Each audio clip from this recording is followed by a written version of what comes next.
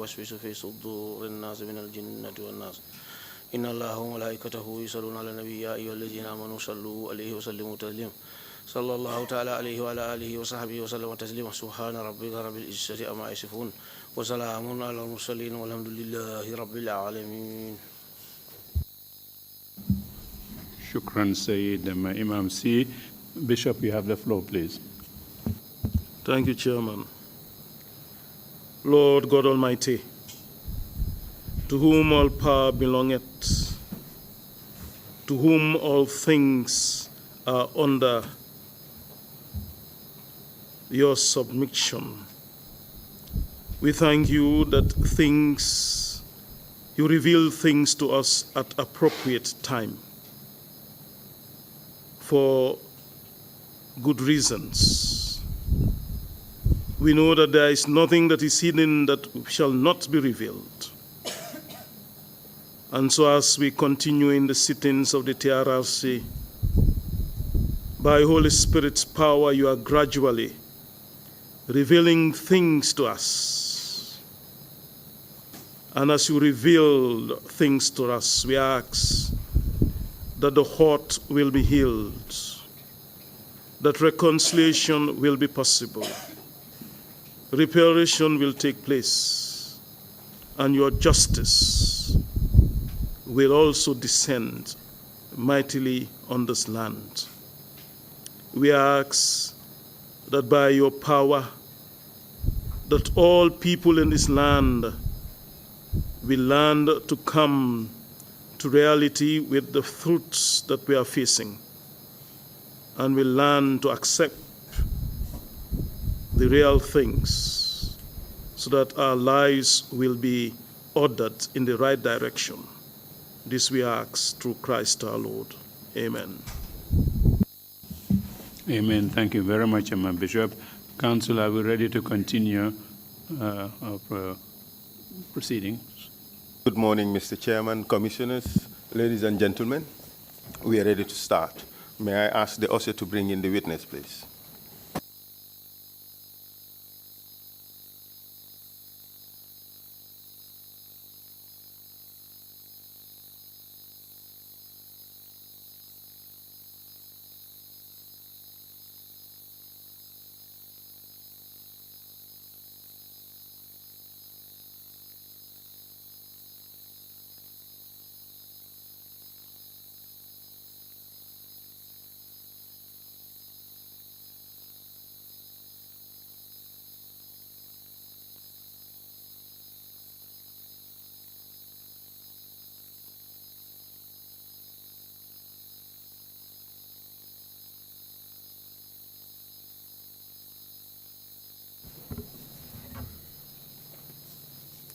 Welcome back, Mr. Jatta. Good morning. Good morning, sir. Thank you, sir. Mr. Jatta, are you in a condition to proceed with your testimony? Ready to go. You ready to go? Good. May I remind you that you're still under oath? You have an obligation to speak the truth. Remember, it is an offense to give false information or false testimony to the commission. It is also an offense to refuse to answer questions. But that said, you also have a right to remain silent. You also have a right not to incriminate yourself.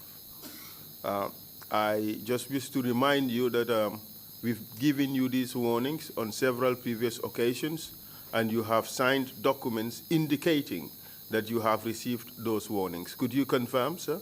Correct, sir. And those obligations still subsist until you finish your testimony. You understand? I do.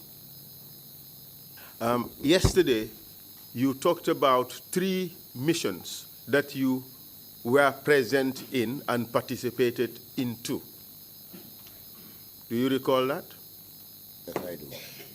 Could you draw the microphone closer to you and make sure you speak into the microphone so that we can all hear you? Okay, sir, I do. Yesterday you talked about 3 missions. The first mission in which you participated was the execution of a person called Dauda Nyasi, correct? Correct. And the second operation was the execution of Ndongo Mbub. Correct. And the third operation was the assassination of Deda Haidara. Correct, sir. And before we proceed, I would just like to clarify certain aspects regarding the assassination of Mr. Haidara.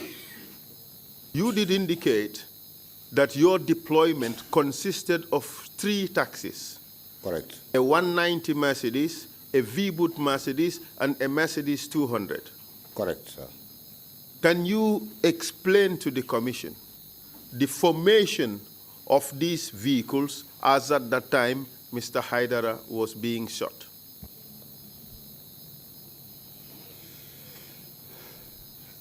At the time of shooting, the 2 other vehicles, that is the V-boot and the 190, were behind the vehicle of the victim. And who were in those 2 other vehicles, as far as you know? These were vehicles that were commanded by late Malafikor and Bombardier, alias Bombardier, what his real name is Kausu Kamara. Do you know the driver of the vehicle in which Bombardier was in? That was by law, sir.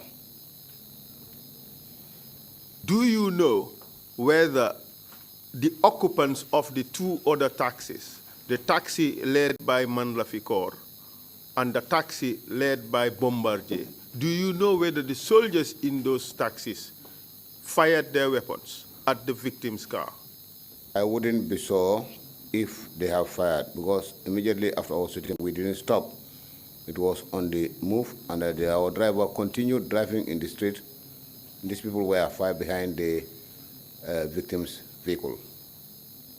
You told us yesterday that His Excellency, President Jammeh, ordered the assassination of Deda Haidara whilst you were in the car going to carry out the operation, correct?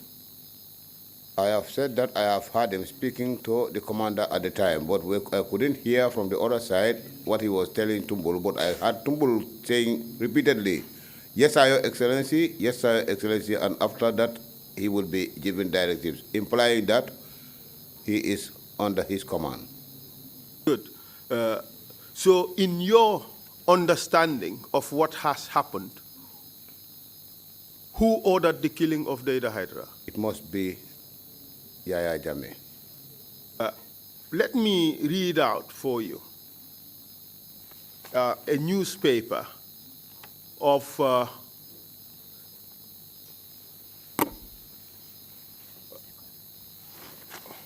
the Gambia Daily, the Gambia Daily News of the 22nd December 2004. We just have the cuttings. We would produce the original at a later stage to the Commission. But I just want to read out to you what was said in the paper. It says as follows. The headline is, Government condemns shooting as a cowardly act. And it goes on to say, the government of the Gambia is saddened by and concerned about the shooting to death of Mr. Deda Haidara, proprietor of the Point newspaper. The government vehemently condemns this cowardly act and pledges to do its utmost best to apprehend the culprits and bring them to book. The security agencies are already conducting investigations, and the public is urged to provide any information they may have on the incident to see that justice is done. What do you say about this? Complete cover-up. Don't you feel disappointed? Completely disappointed. I have been disappointed since the time I heard this in the news. And that's why I mentioned in my statement that I was disappointed and there was manipulation going on in putting soldiers to service that would have been genuine service to serve our people. But are you offended being called a coward by that same government that got you to do the act? Of course. Do you feel let down by Jammeh? Completely.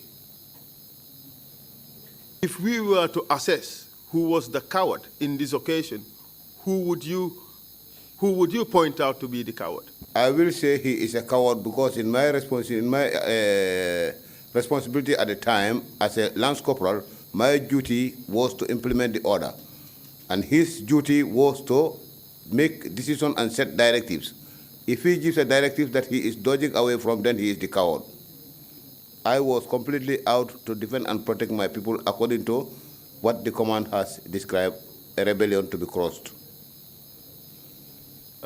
Thank you very much. We would now proceed from the killing of, or rather the assassination of Mr. Haidara. We would now move on to the next operation or the next mission in which you participated. Let's talk about the events that happened in July 2005 when some other foreign nationals were killed. Could you tell us about that? Well, prior to that, immediately after this shooting was the time I started getting the difficulty with my peers in the team then, especially my immediate command. Then I started opening the gap. Now when I come to Combo, I will not go back. I will stay sometimes 2 months in Combo. The public reaction to my activity in reference to my job was not also helping me. Can you explain that, please? Sometimes I will be provoked that, this man is dismissed. He has lost his job. But at this time, you had a family member in the army, didn't you? In 2005? After the killing of Mr. Haidara, you started staying away from Kanilai, sometimes spending 2 months at a go in your home village. This was 2005 because Mr. Haidara was killed on 16th December 2004 rather. That was 1 day after your birthday, correct? Yeah. You celebrated your birthday today. The next day you went and participated in the assassination. I never of Haidara. celebrate my birthday. Well, okay, you lived through your birthday, and then the next day you participated in taking the life of another person, correct? Correct. So after that, you started staying away from Kanilai, as you said. But during this period, you had a brother who also served in the forces, correct? Yes, correct. But I wouldn't remember whether he was in the office at that time or was removed. I cannot remember exactly when he left the office. He must have been either CDS or minister, correct, of Interior. Correct. In fact, he served as CDS for almost 10 years, correct?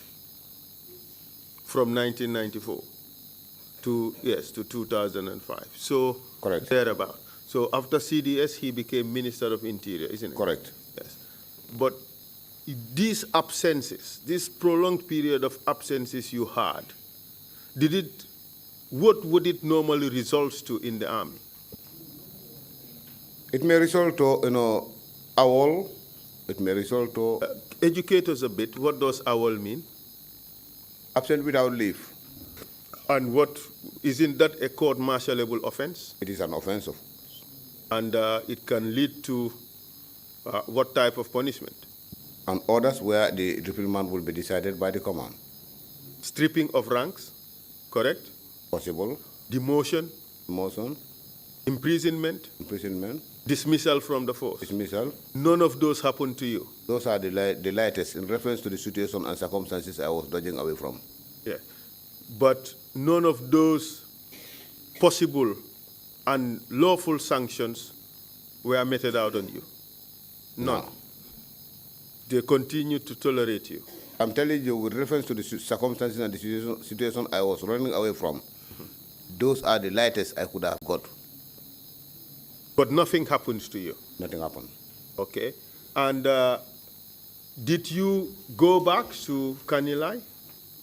I would go back to Kanilai when I feel it is comfortable that, the team is in combo. And once they come to Kanilai, if it is not too late, I will find my way to combo, because I don't want them to be putting me at circumstances that I will not be able to say no, and it may be dangerous for me. But then tell us what happened in July 2005. Can you please remind me? The killing of the so-called mercenaries. Before that killing of those mercenaries, I was on that attitude of running away from the work area, and information was sent that was reference to Haruna Jammeh that I suspected, and I raised that in this investigation, and I believe the investigation is reached to a conclusion. And then? No. And then did you have occasion to be called out to go and participate in another mission? This was the one that you are talking about, which they quoted as the mercenaries. Yes. I was in Kanilai. As they found me in Kanilai, surprisingly, in that very night, it was said that it was an emergency falling for a patrol. But it was so hastily done, because I finally believe that, maybe the commanders were getting in touch with the vehicles that were coming from Combo. That's why they had to rush up everything.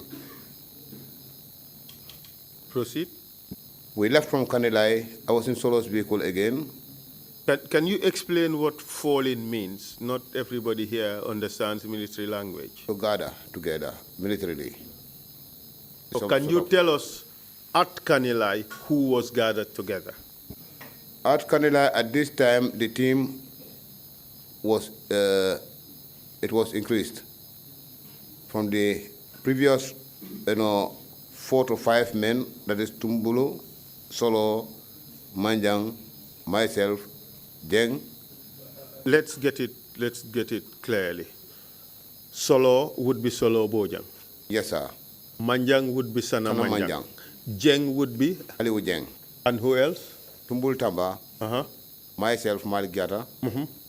And that was the previous team. Yes. But at this point in time, it was increased. We have the inception of Michael Jatta. We have Mfazun Nyabali. We have Mustafa Sane. And Mustafa Sane. Good. So this group, what were they told when they all gathered together? We gathered and they said it was an emergency patrol. We have to go out. So it was all on a rush. And how did you have to go out? Tell us how you were dressed and what did you carry, if any? We were dressed in military or in combat order, and we were having our firearms. What does combat order mean?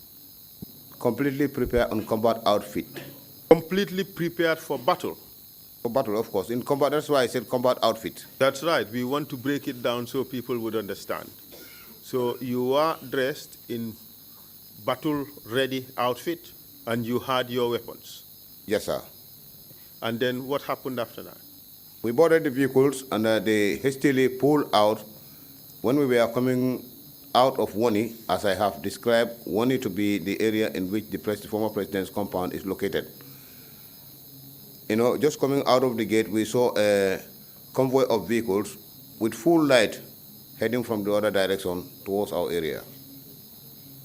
Then Solo came close to the edge of the park where the festival used to take place, took a bend to the left, headed towards the south, that is getting into customers from around the graveyard of the village. At this stage, was there any form of communication between your group and the convoy you saw approaching? I wouldn't be sure. I wouldn't know what was the communication like, but I believe the commanders were in touch, and this could have put them to that hasty, rush. From what you saw, did it appear that there was coordination between the two groups? It was. It was coordination? There was coordination. Okay. Okay. And proceed, please. Then from there, he drove. It was a long drive into Casamas by that bush track that joined Kanilai from their graveyard area. We from Kanilai did not know what was the mission about. So it was like when he came to a halt and the other vehicles were following him that were coming from Combo N in that convoy also followed when he took that branch behind. So you knew that you were crossing the border into Casamas?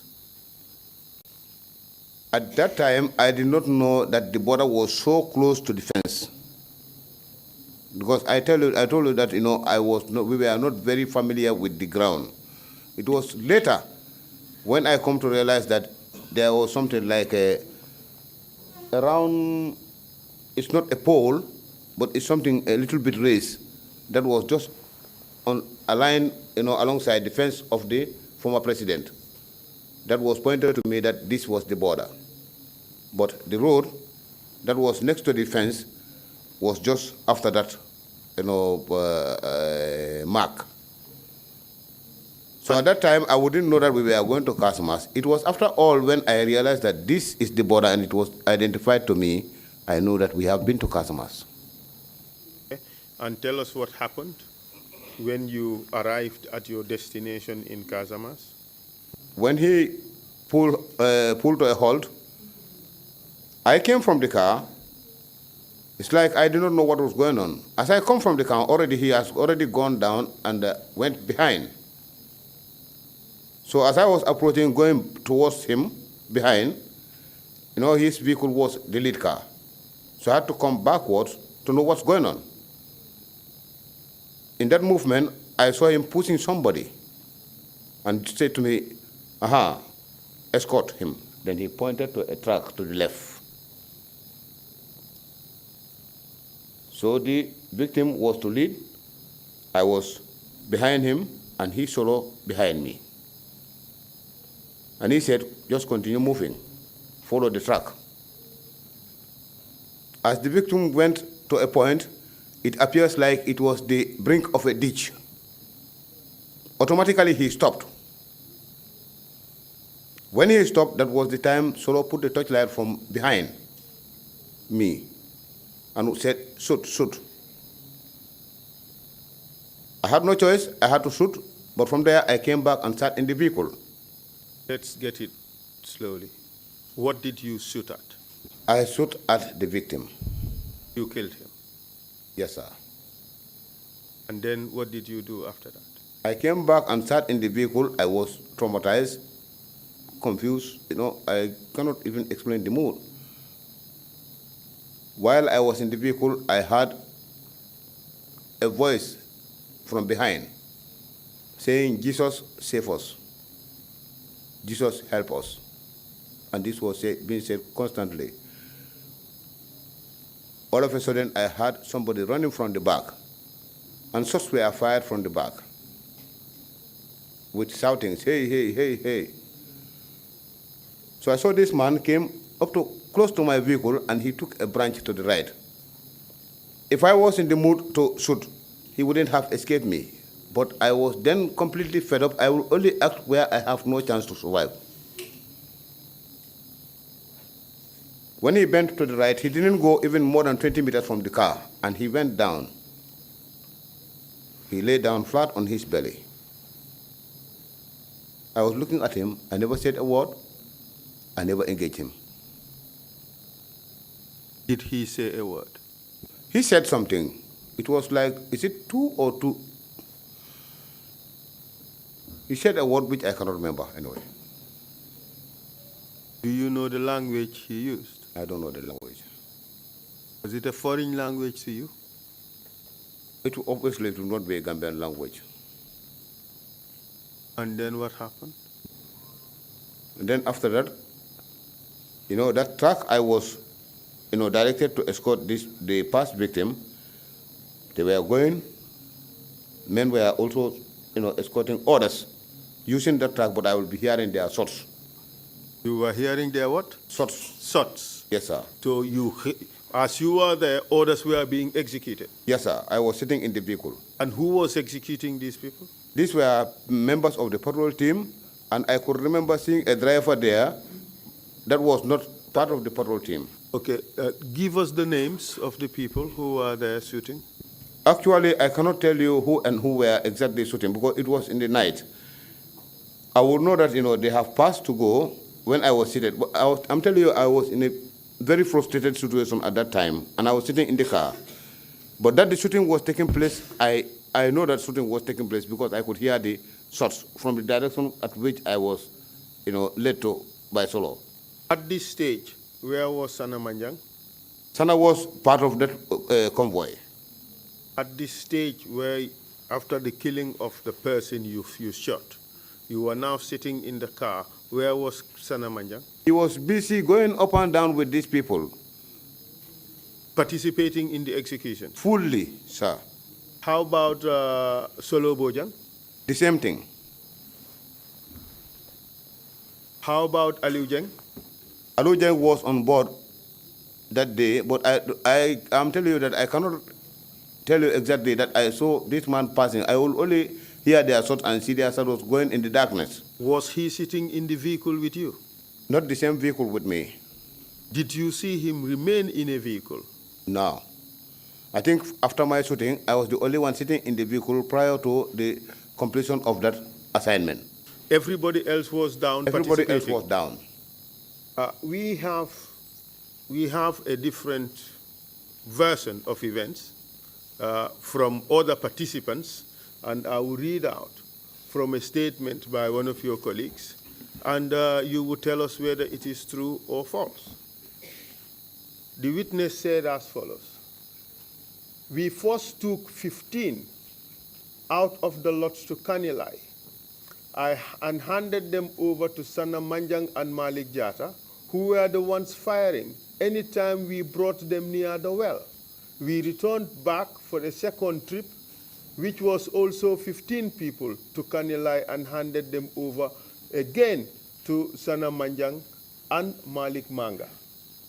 The remaining people we left behind were executed by Kausu Kamara Bombardier, Bailo, Musa Baji, and Majors Sajo Jaju, alias Hitler, and their dead bodies were later found at Ghana town near Burfoot." So this witness is saying that the first batch that was brought was handed over to Sana Manjang and you, who are the people doing the shooting. Is that wrong? I have never received, this victim from anybody. I was a lance corporal and there were commanders. One, he is wrong. I fear the fact that he may be trying to cover up somewhere that he has acted. I will not sit in the face of the whole world to lie here. I tell you that I will not use the Quran for a mockery, and I have explained my part. But yes, I would like that individual to also stand and explain what he has done. We would come to that. We would come to that. The question is, did you shoot more than one person? I shot only one person, and in that frustration, I came and shot this person who escaped. I can't say I saved him because I did not mention about him until when I am called upon in this investigation. At the time of my arrest, I made it clear. I mentioned it. That was some 2 years back, 2.5 years back. So you're suggesting you could have killed the person, but you let the person escape? Yes, sir. If I was to engage him at 20 meters, sir, I will not miss my target. We have information that, yes, indeed, one person escaped. It's a Ghanaian called Kieri. That is confirmed. The person has visited Gambia several times. But do you know how many people have been killed? I don't know actually how many people were killed because in my moment of trauma, I would not be there to be counting. But there were several shots fired. And this particular witness, if you ask him, he will tell you that he escaped through the right of the convoy, not the left. If he is the guy, he escaped through the right of the convoy and he was just barely less than 20 meters away from me. I was in the vehicle. He may not know that there was somebody in that lead car. But I was sitting down watching at him. If I was up to shooting him, he wouldn't move.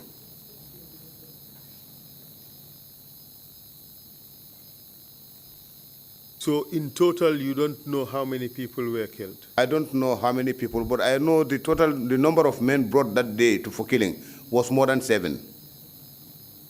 Well, we have received information that there were 2 batches of 15 who were brought for execution that same night. In your mentioning of the second batch, you made mention of Malick Manga. I know Is that. I noticed the difference. Or? I noticed the difference. The first one was handed over to Sana Manjang and Malick Jatta. The second one to Sana Manjang and Malick Manga. It's a fabrication. Malick Manga was never a driver to our patrol team. The witness did not say Malick Manga was a driver. Is it possible that the witness meant to, in fact, say Malick Jatta? That is where I am saying that, he said it's me for the second time, or? No, that would be clarified. That would be clarified with the witness when the witness appears.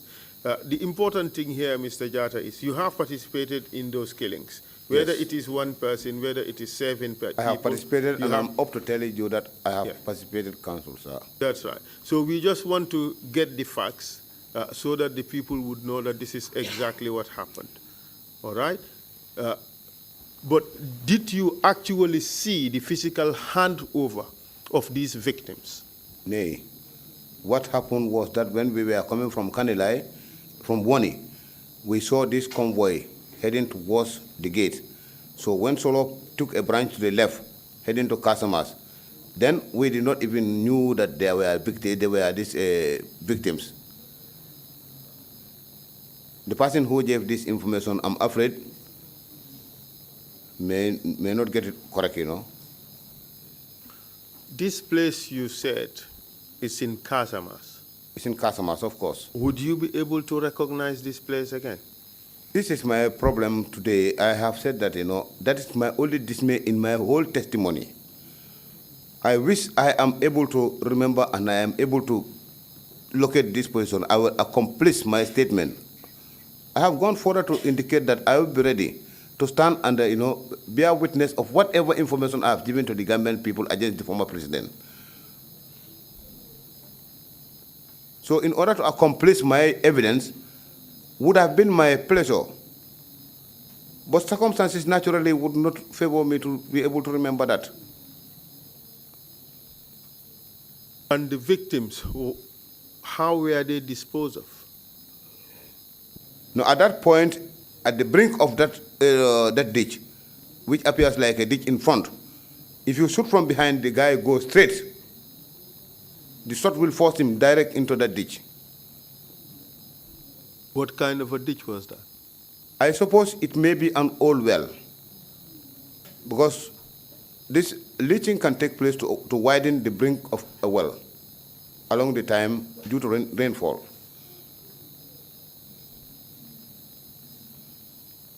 Did they physically carry the victims and put them in the well, or the victims just fell in the well automatically? I would lie to you if I want to say that. But what I know is that when I shot, the guy just went into the ditch.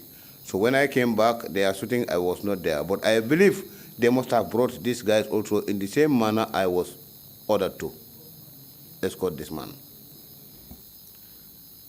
After these killings, did you discuss with any one of them what happened there? When we were on our way back, I asked again, who are these people? It was said to me by Solo that these are mercenaries that were arrested somewhere in Combo by the NIA. And we didn't discuss anything further. did they mention any other names as having been involved? So far, it was not at this time. Can you tell us which patrol teams were involved in this particular operation? I believe Two of the patrol teams, if there would be an absentee, maybe Bombardier's patrol team, because I did not see him in person. Orakoli? Orakoli was present. Manlafikor? Malafikor, I cannot remember seeing him.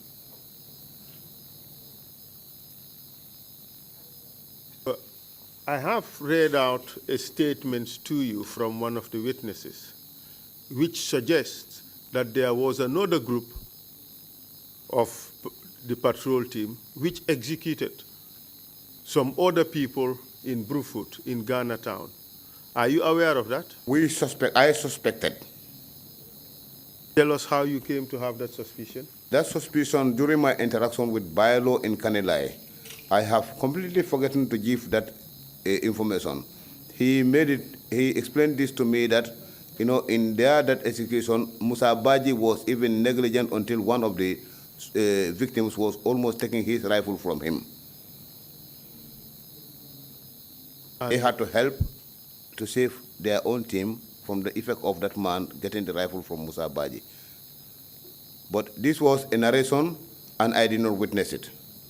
Did he can stand and say, in I did not narration, tell him. in that narration, did he say what happened to those people? He said they were killed and they dropped them on the roadside. But after that operation also, I had him mention about where Sanamajan took somebody to this place, is it Tintiba or Santamba? I had that on the on rumors, but that incident of Sanamajan taking that man also found me at the school. This particular person, I believe, escaped from them, Bombardier's team, and he was sliced series of times. And I think he escaped. By sliced, you mean cut? Cut. Where was he Deep cut? cuts. Where? All over the body. He was, arrested by some people around, is it Kamkurang or which village exactly, I cannot remember. But Sana came with the man up to the school where we were and found me with Bailo. There I left them.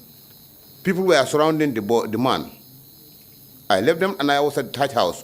But after that, I did not see Sana and I did not see Bailo. Where they have taken this man, I did not know. Until recently in my detention, I heard Bailo mentioning that Sana took him to Santamba and cut him into pieces. I did not know how Bailo knew that Sana took him to Santamba. I was left at the Taj house because when people were surrounding that man there, you could not watch the man. Your feelings would not allow you to watch the man. What was his national? I don't know his national. His nationality, first to speak. Okay. So, when you returned to Kanilai after this operation, did you guys talk about it? No. We were advised previously not to even discuss these issues amongst us. Did you later hear statements about killings of foreign nationals in the country? During my detention, I heard it that it was Ghanaians who were traveling on back way and got arrested here. But I cannot tell the full story because I would hear people just discussing it. At the time the information was in the media and on the public media, I was not then completely free to be watching myself. Why was that? I am under detention. No, I mean, okay, that group that you belong to, these junglers, or these members of the patrol team, or the black, or the black scorpions, after this killing, were there any arrangements that were made for you in terms of how you were accommodated? Nay. Didn't you move to a house? It was only a house that was given around Kotu in observation of the rumor, the coup plot rumor of 2006 after this incident. Whose house was that? This was the late Baba Job's house, I believe. I don't know, officially who it belongs to, but I heard also that Baba Job owns that compound. And this was now a house dedicated for the junglers, correct? Well, however I would call it, sir. And who lived in that house at the time? In the house when we were coming there was nobody living there. We occupied the house about me, Mustafa Sane shared the same room. Manjang was in his room. Sana Manjang? Yes, sir, Sana Manjang was in his room. Nyabali was occupying another room. State the full names, please. Pastor Nyabali was occupying another room different from the building down there. It was a slope, on the left-hand side on entry. And Ismail Ajame also came with his family, and his family was there until the time of changes. Who got there first? Ismail Ajame and family, or Sana Manjang and his team? Sana Manjang and the team. Ismaila at this point in time was in the team. So you had a room there. And for how long did you remain in that place? I didn't stay long in that house, in that place. Why? Because that was the time I mentioned that my personal values could not match my how to call it, peers' personal values. Okay, let's examine that. There was a lot of alcohol, correct? Yes, correct. Were you drinking? I was not drinking. There was a lot of cannabis. Yes. Were you smoking? I was smoking heavily then. All of you were smoking heavily? Yes, sir. And what other vice was going on in there? That was these ladies they bring in, and I wouldn't be happy with that, but I wouldn't choose to obstruct them to. Where would they get them from?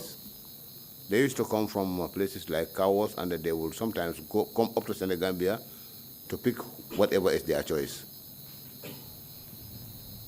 And how about the trafficking in cannabis? It was going on. At what scale? A high scale. You had a free reign to go to Casamas and bring weed into the country? Not me in person.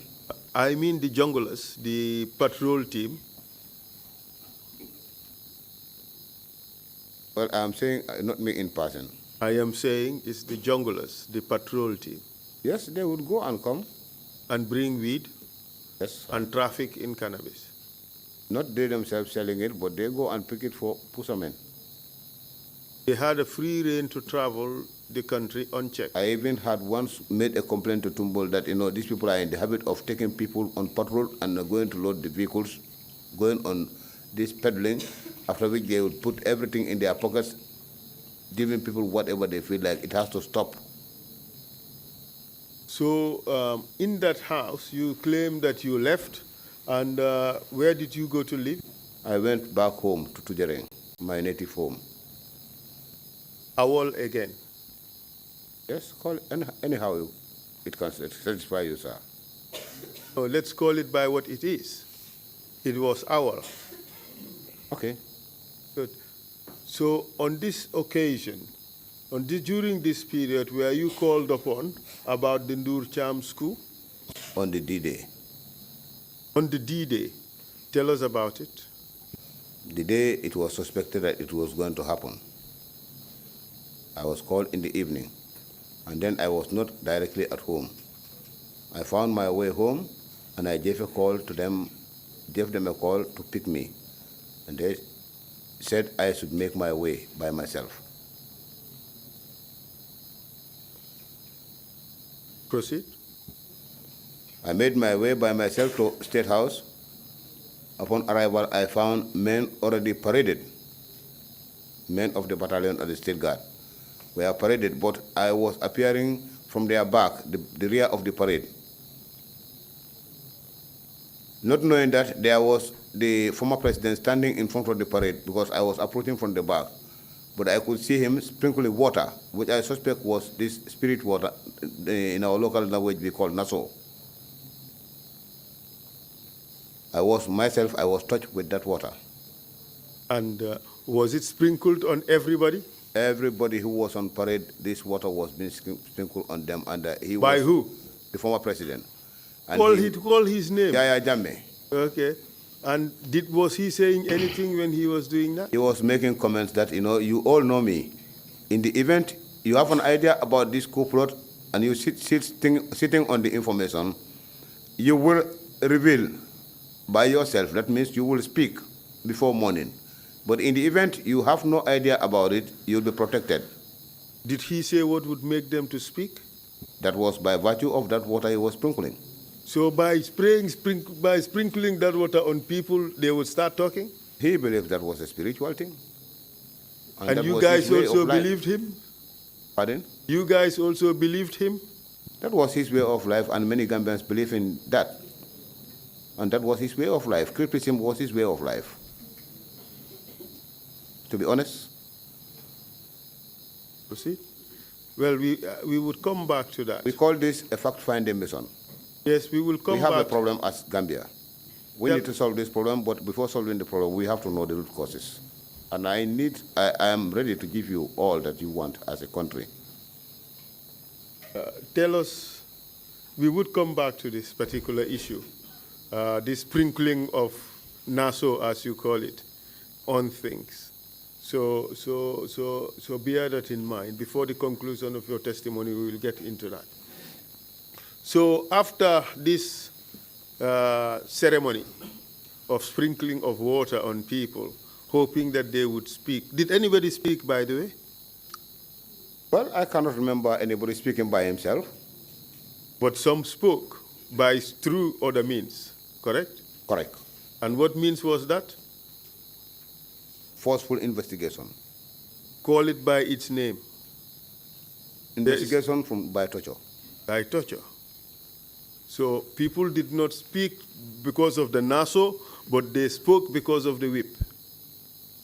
Yes. Tell us about that. How did that happen?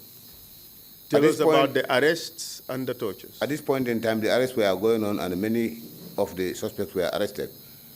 When the team came back and found me on the ground, I was picked and we went out for the arrest of Faring Sanyang at the airport. I have been following up these sittings here, and I heard you reading his statement during his court-martial. You know, I was there to be effecting the arrest on him. You arrested him, basically? Yes. Yes. From the airport. Tell us how you transported him and where you took him to. When we got him, we put him in the vehicle. In fact, when we get to the airport, it was Manjang who faked him. He was not at his post. Manjang who? Sana Manjang. Faring was not found at his post. He left the post and went to the control tower. So Sana Manjang used a mobile to call him, and advise him that, people, we are here at your guard post. We have a ram for barbecue, and you are not here. You are the only one absent. So he promised that he said he was coming. Before his arrival, already we have opened. What do you mean by that? That is, we have deployed. Deployed so allowed him to come in so that we'll grip him without, any crossfire or interfering. And then what happened when he arrived? He came, I appeared from behind him and I advised him that you are under arrest in connection to this information going on. That is the coup plot. And then what happened? He accepted. We marched him to the vehicle and he boarded. When he boarded, immediately the driver pulled. He was on cuff, I think, if I am not mistaken. He popped up. I was sitting on the left side, I think. I had my pistol, I pulled the pistol. When he went up, I also had a feeling of insecurity because he's a commando and I have passed through the same course with him. I used the pistol to make sure that I calm him down, but I never strike. I used the pistol and it was under his chin. And I advised him that just yesterday you were my commander. If you give orders, I will take it completely. This is an order. Please comply and don't allow us to go do what we are not supposed to do. But as far as he has explained in his statement, it is not to my memory, but I will never hesitate to say I am sorry because I know all was wrong. Today I know all was wrong at that time. Because if a general can sit in this chair here and tell the entire world that they were fabricating, automatically anybody working under them was put wrong. That's my conclusion. I will not hesitate to say sorry to anybody I have affected. So where did you take him? If my memory can serve me well, I think we took him to Mile 2. And then, was he ever taken anywhere else, as far as you know? He could have been taken to this NIA headquarters where this investigation panel was, but I don't think I can remember being there too. Did you go to the NIA? I used to go to the NIA, and this was in the year 2006, during the period of this coup plot arrest. You know whether Faring was taken to the NIA? I know he must have been taken there, sir. Why do you say that? Because it was the panel for the investigation of that issue was based at the NIA headquarters, so anybody suspected would have to pass through there. Can you explain to us how the investigation arrangements were done? What you know was happening. Explain it, how the various entities were connected and how they were acting, if they were acting together at all. I know that there was a panel that was set under conducting the investigation by questioning, but who were, the panelists, I wouldn't be able to tell you because I was not going upstairs. And what would happen after they questioned witnesses? The patrol team was downstairs. The command was in between the patrol team and the panelists.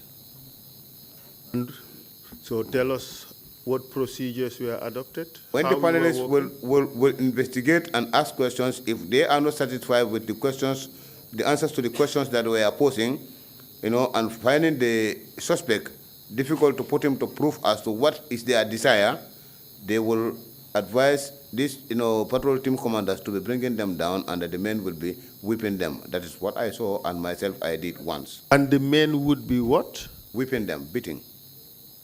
And what was the purpose of that beating? The purpose of the beating is to get to the truth from the man. To get to the truth, or to get them to confess to what you wanted? Yes.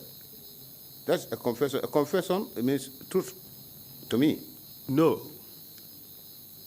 That is how they see it. Well, they were being forced to They were being forced, of course. That's quite correct. To confess to crimes that they did not commit. They were being forced. And the patrol team was there to ensure, of course, that the victims or these suspects say whatever the panel wanted them to say. Correct? Well, the thing is, beat them until they have to confess their knowledge. That was the situation. Did you participate in that? Yes, I did participate in the torture of General Savage. Tell us how that happened. I can remember. When I came down from the vehicle, I found out that Jeng under this boy, Fansu Nyabali. Which Jeng are you referring to? Aliu Jeng, I'm sorry. Yes. And Fansu Nyabali, yes. Fansu Nyabali were sent to fetch sticks. What was the purpose of those sticks? Those sticks were used to beat, for beating the suspects. And did Fansu Nyabali and Aliu Jeng bring the sticks? They did. And what happened? I was given a stick, and I was advised by Musa Jamme, alias Malia. Malia what? Malia Mungu. Okay, and then? And that I should go and beat. How about the others? Others were beating him already. Like who?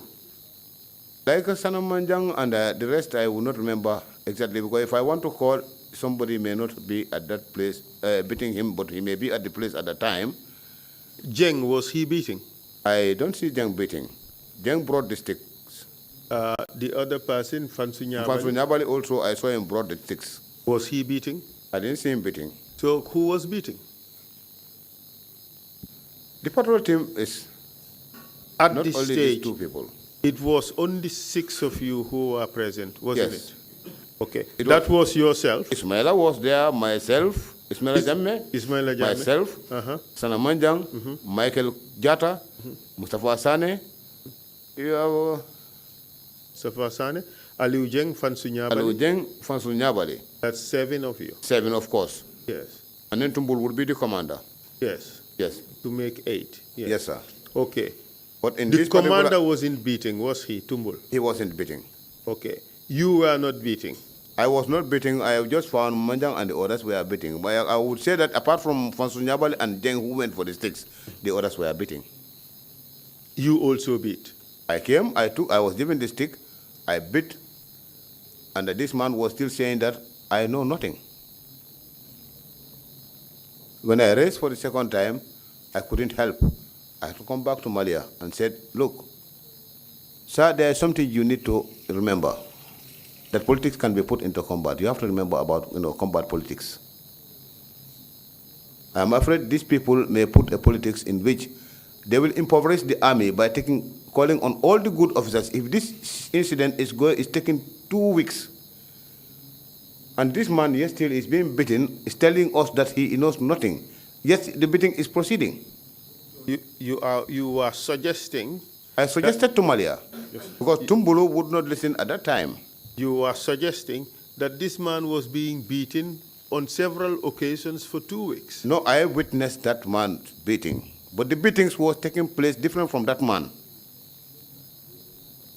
So sometimes I would be in the vehicle. I can remember at a point in time when I was asked to beat Yaya Dabo, but I said, no, I'm not going to touch this man. And that was the time I started sitting in the vehicle. Your suggestion is that you beat only one person, General Sir. That is what I can remember. But council, military operations, no soldier goes into military operations normal. Things could happen. Let's get that straight. Let's dissect that. You don't go to military operations normal. Yes, sir. What do you mean? Sometimes you need to take amphetamines to... Could you say again? Amphetamines. Like smoking cannabis, and others who will choose to drink wine, they will drink. So it means to say all of you go to these operations somewhat intoxicated. Of course, correct. That day, were you intoxicated? I smoke. In fact, my coming down was, to follow a joint from the boys, and I was given the stick. That was my reason of coming down from the vehicle at that time. In fact, we have received testimony that all of you guys there, or the soldiers there, the junglers, were drinking sum sum. That is a concept of the people.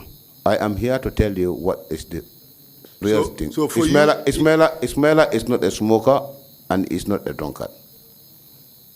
Yes, we have got those type of people. But most of you were Mustafa was a drunkard, but he was never a smoker.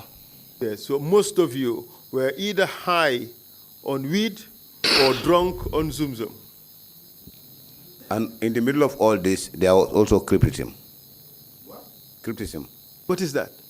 Cryptism, that is, this hypnotization from the head. Could you say that again? Cryptism. Cryptism. I have no clue what that is. Cryptism.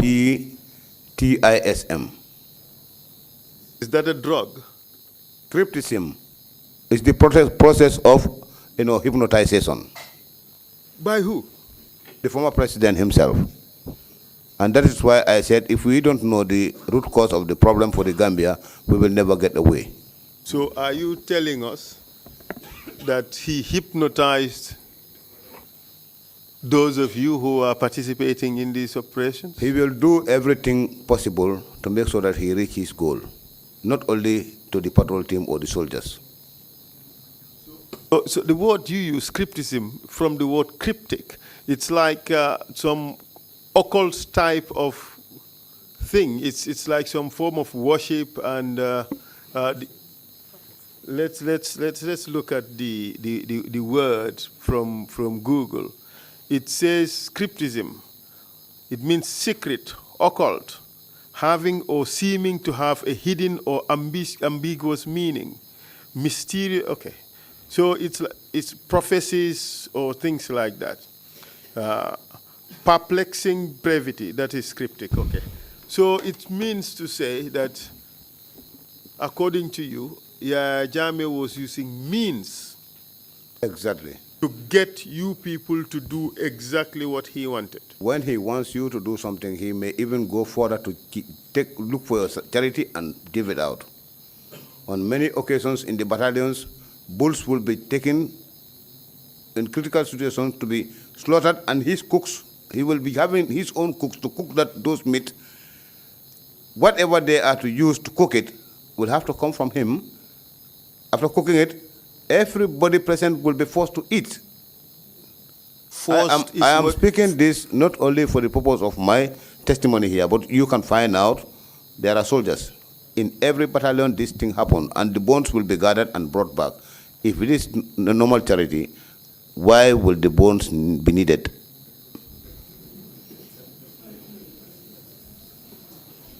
Well, we may be laughing, but it's serious business. You said everybody would be forced to eat. Is that true? On many occasions, find out from the battalions, from the soldiers.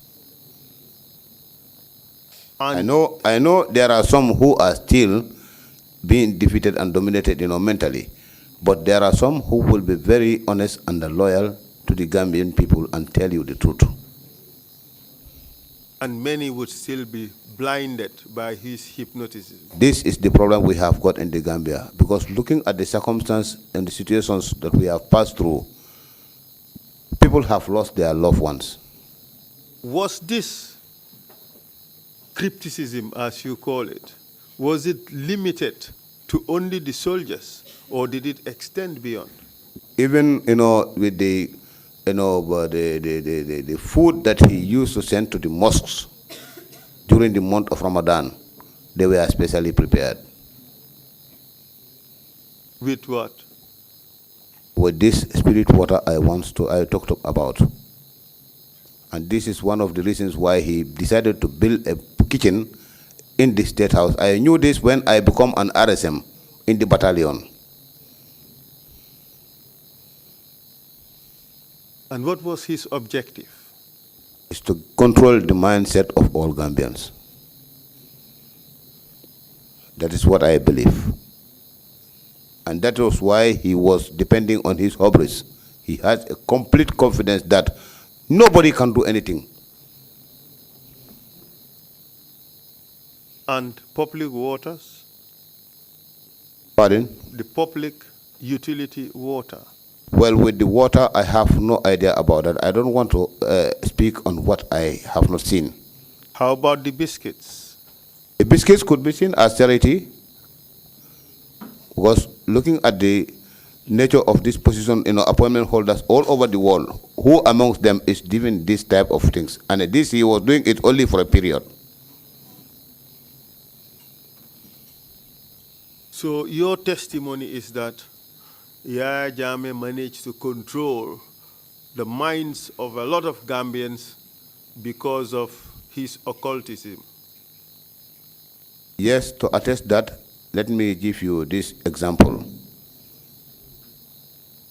During the time of Tambajiro's witch hunting in Kanilai, youths of the same village were given sticks to beat their own parents.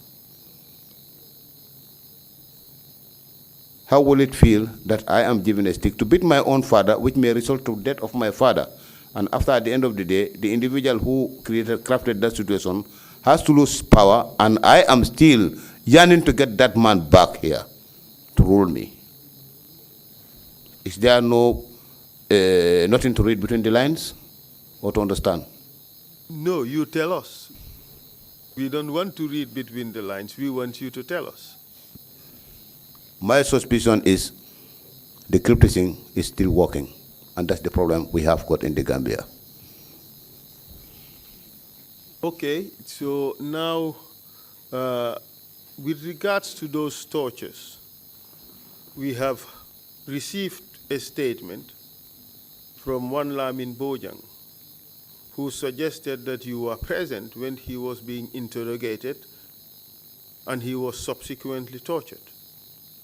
Mark my words, it's not suggested that you participated in his physical torture, but you were present during his interrogation, and he was thereafter tortured. What do you say to that?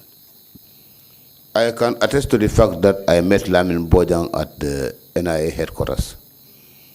And he said to me in Madinka dialect that, Diki, you know me since in our childhood, you know me, I'm not a talkative. They bring me here because of these computer issues. I don't know computer, and my knowledge is only limited to the preamble. Tell these people to release me, thinking that I have the power to authorize those people to leave him. Exactly where was this? Was it before the panel or somewhere else? No, he was not before the panel. He was sitting downstairs on a chair, to my left as I was passing. So, but then, I was not also happy with him because there was something he did to my father when he was serving the Visaka Bank at Tujareng. He duped my father, with an amount of about 19,000, which my father told me before his death. So I told him that if I am to speak towards your freedom, I will not help you. Because I will ask you about the money that you took from my father, by duping him in the bank as a staff. You were angry with him? I was angry with him, but I never choose to touch him because I was never ordered to. I will only touch when I'm ordered. But do you know whether he was tortured subsequently? I am sure he must have been tortured because that was the order of the day for the investigation to get to what they want to hear. After this event, after the killings in Casamas, and after the tortures relating to Ndur Cham's coup d'etat in 2006, what did you do? From this point, they were not able to get me to work. I was opening the gap, since from the Ghanaians, the mercenaries who were now described as Ghanaians, their incident, I had started getting away, which you call a wall. At this, which the military calls a wall. Okay. Whatever you call it. No, it's what you call it. Not okay. Proceed, please. No problem with that. Proceed, please. And from this incident was when I started asking this question as to what do you people think about us be used against our people instead of rendering service. And this, I said this immediately after the Ghanaians issue. That was the mercenaries. Straight. Being used by who? By the command. And who constitutes the command? Anybody who would have been, above my rank. Yes. Under this, because I have had this statement at around customers by one of the command that even the drivers must be used or else they will talk. That was the Casamas incident, yes, the execution of the Ghanaians. Yes, sir. So in essence, Ghanaians, with regards to that you saying, they were saying that everybody must participate. Everybody must be used, not the word participate. They said must be used. What would you understand used to mean in this context? In this context, I analyze it as they were using us for their own personal interest, not national interest. Whose personal interest? The Commander-in-Chief's personal interest.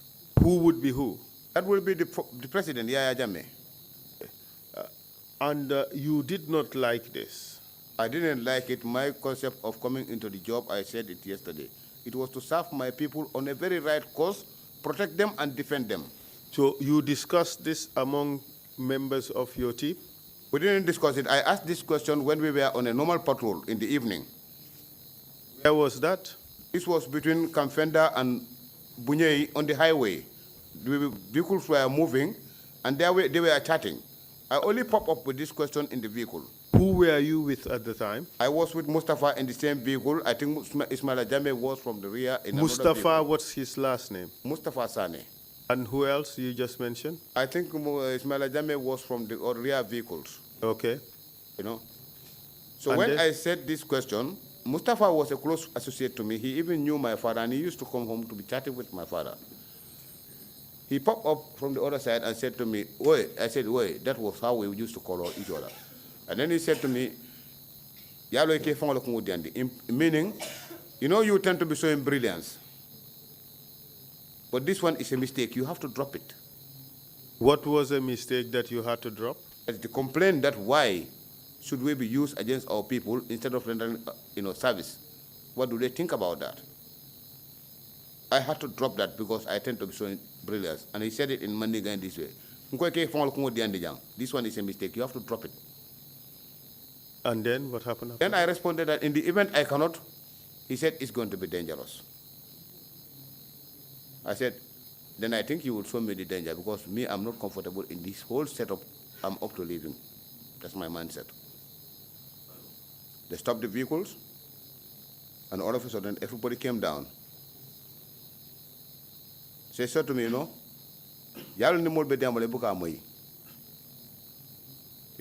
so I realized what does that mean in English? When people are to advise you, you will never listen.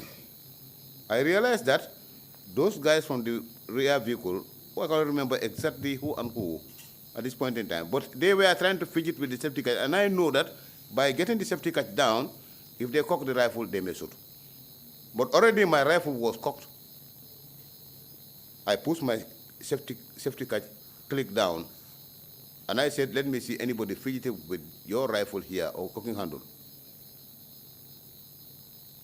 I also went into an insult. So Ismaila came, surprisingly, to mediate and get this matter solved. He mentioned this statement, he even discussed about this situation in our detention in Yundum prior to my getting a problem with him. That divided us, and I was transferred to Fajara Barracks. He explained it in the guard room. Was the matter resolved? He resolved the matter, but yet they couldn't use me on what they want further. Were you again called for an operation? Nay. The only operation I was there to witness was in the aftermath of the 2006 treason.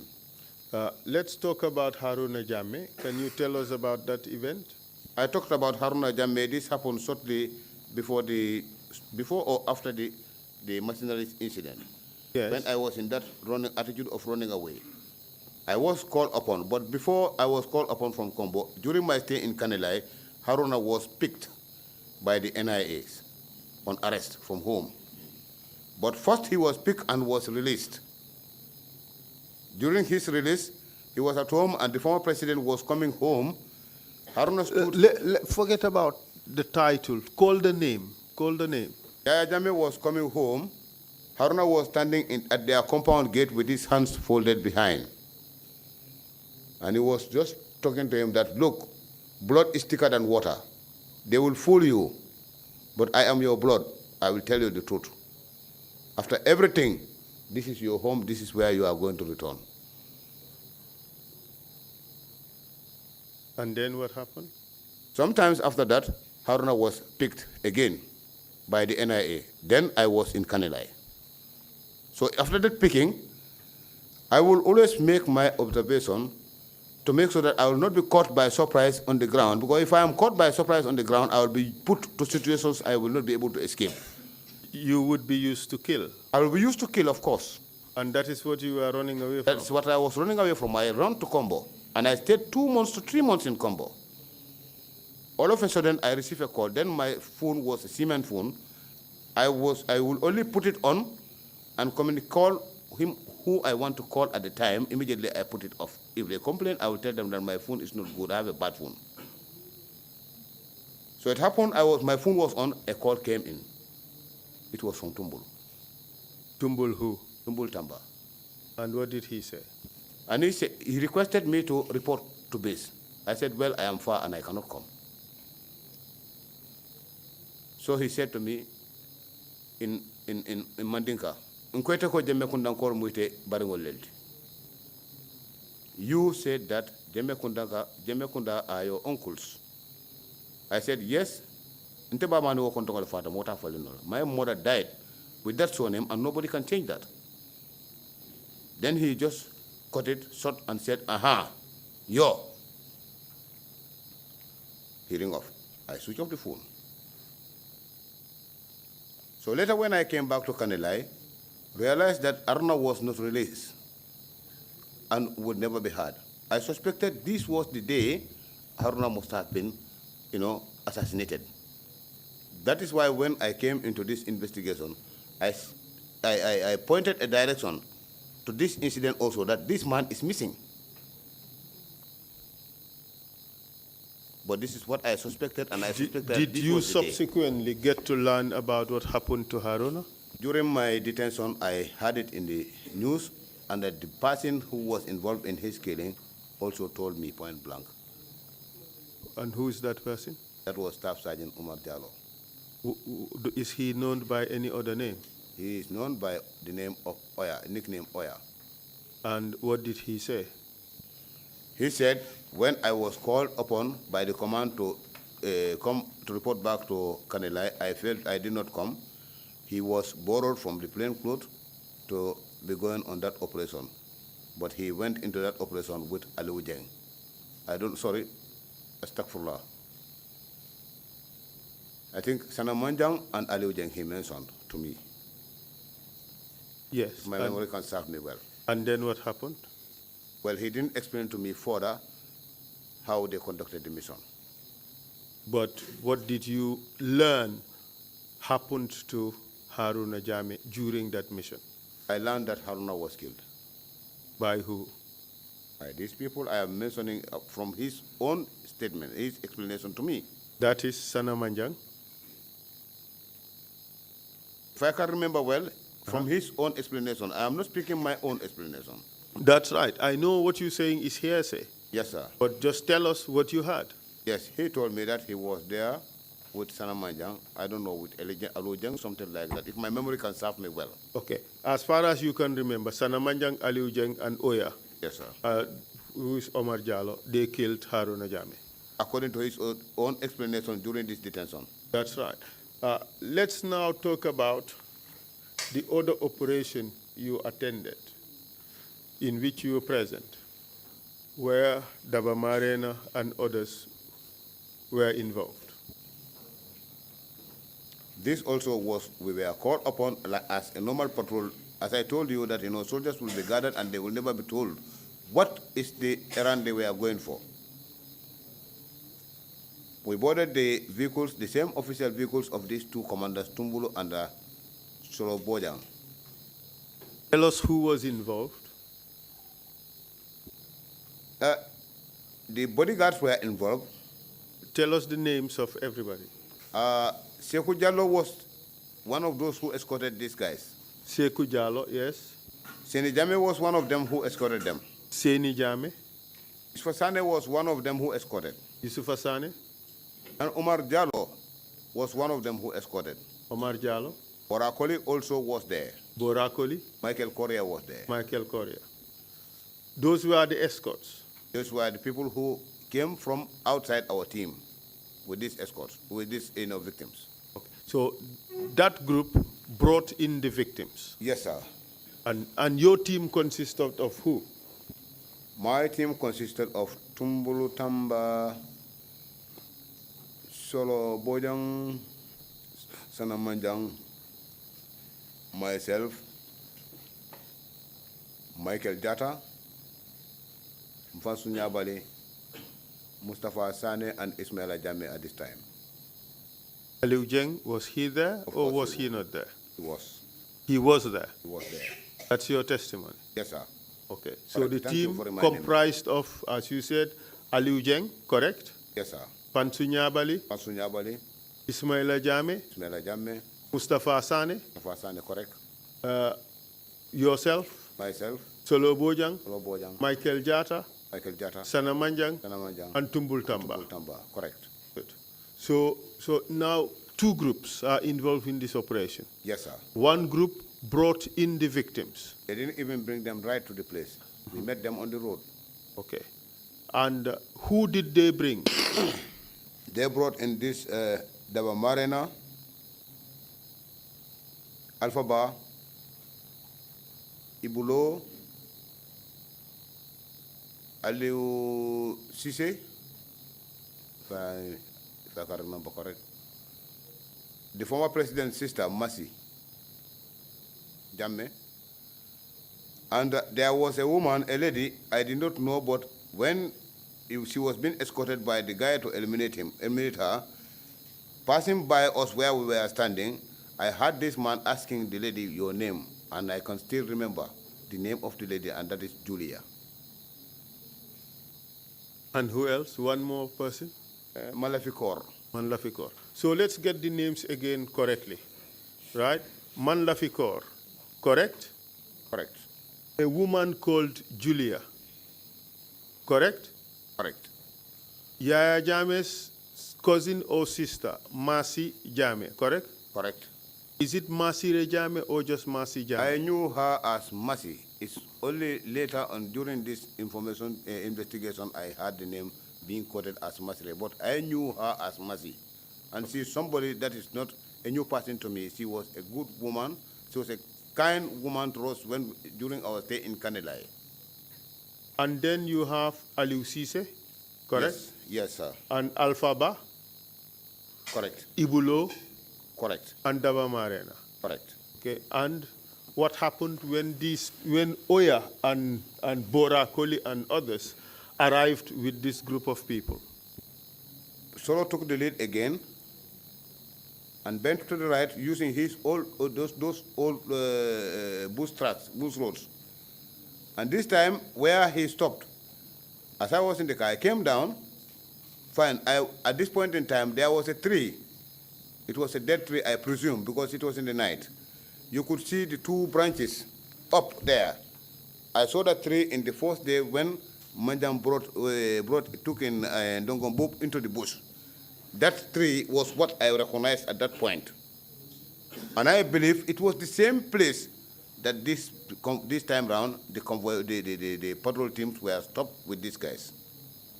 Because the tree was just 2 branches up. There was no foliages in the darkness. But the other trees surrounding were with foliages, indicating that this must have been a dead tree.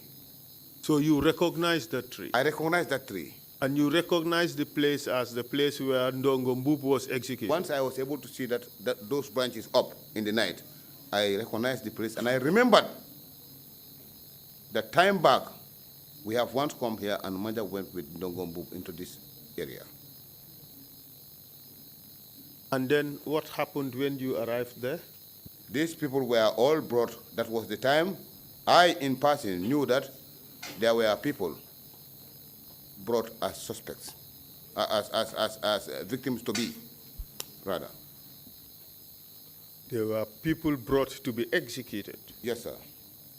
And then what happened? Then they were guided on the road, but we were in front. Went to a certain point. Me, I stopped, I brake track to the right, and I stood. I was not in the mood for operation. I didn't want it, and I didn't want to walk anymore. You didn't want to kill? No, I don't want to do it. Already I've started complaining that why are we to be used against our people instead of rendering them service. So I took that chance and I just folded my hands. At this point, these 2 subordinates of mine, Mfansu Nyabali and Jeng, I can fully remember that of Jeng, but Mfansu is still gloomy in my memory, I'm sorry. You know, these 2 boys came and stood beside me. They were not, participating directly, but we were all present. And then what happened? Then I saw Manjang coming with Mercy. First, he was pushing her.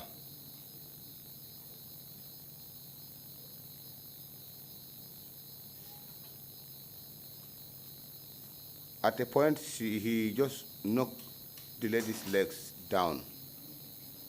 And the woman, since from the vehicle, was praising God's name, saying Alhamdulillah Rabbil Alameen, and was mentioning this continuous until the time she was just brought down. In her attempt to get up from the ground, Madam put the pistol on the head and give her a shot in the head. Point blank? At point blank range. Remove your hand from your Point mouth. blank range.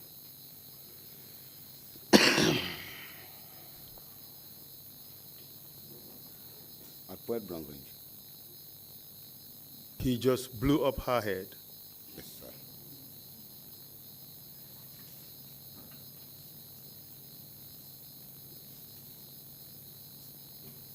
What happened next?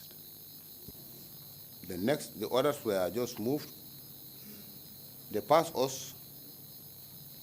If I may be correct in my estimation, it may be about between 5 to 7, 8 meters. But yet still it was in the darkness, but it was in the shrubs.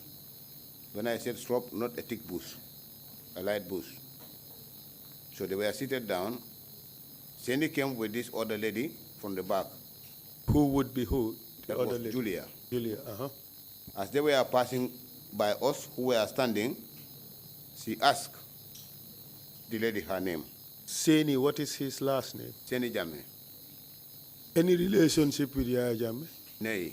Okay, all right. And he passed with Julia, and then what happened? As they were passing, he asked the name. The woman replied, when already they were just passing us, I picked the name. But because of this situation there, I would never forget these names. Because these are things always I will be thinking about along the time. Since my departure up to date, I will be thinking and remembering these things.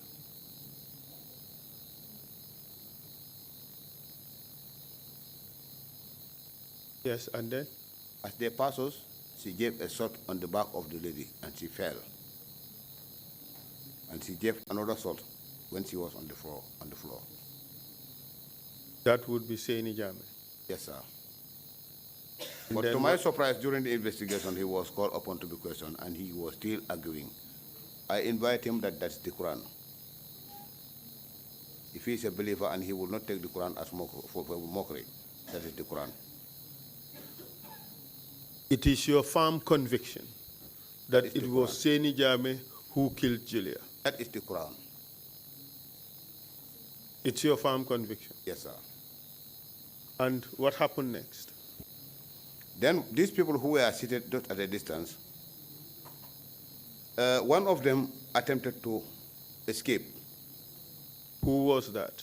This was Aliou Cissé. Remove your hand from your mouth so we can hear you. Sorry. This about was Aliou Cissé. And then what happened as he tried to escape?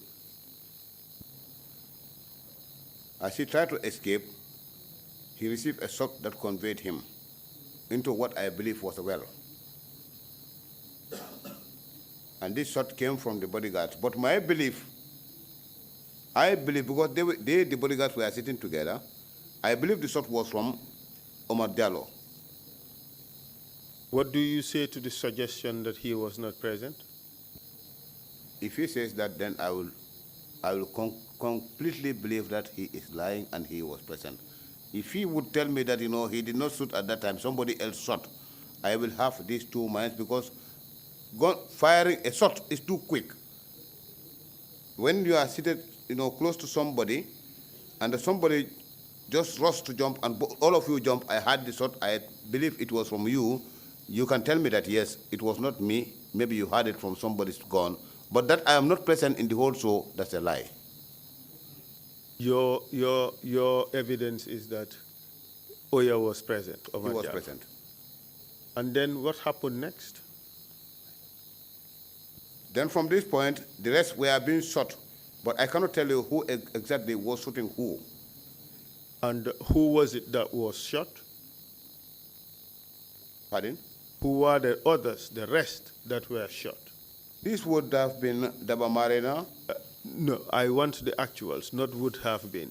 Just tell me who exactly was shot. This would be Daba Marina, Alphaba, Ibulo, Malafikor. And what happened to them? After all the shooting was done, I saw them being lifted, thrown into that ditch that I believe was a well. But I didn't get close to that place, neither did Jeng or this third person, Nyabali, I believe. And they were all dumped in that well? Yes, sir. And then what did you do? We are ordered to come back to the vehicles And Mr. Chair, perhaps this is a convenient time to stop for the break. I will ask for the forgiveness of the general mass, because these are painful stories. Myself, I'm pushing myself to say, but I'm not comfortable with this. And this is why sometimes you are telling me, take your hand from my mouth. Let us take a break, Mr. Chair. Thank you. Yeah. Well, thank you, Council. We will take a 30-minute break and come back at 12 noon. Meeting is adjourned.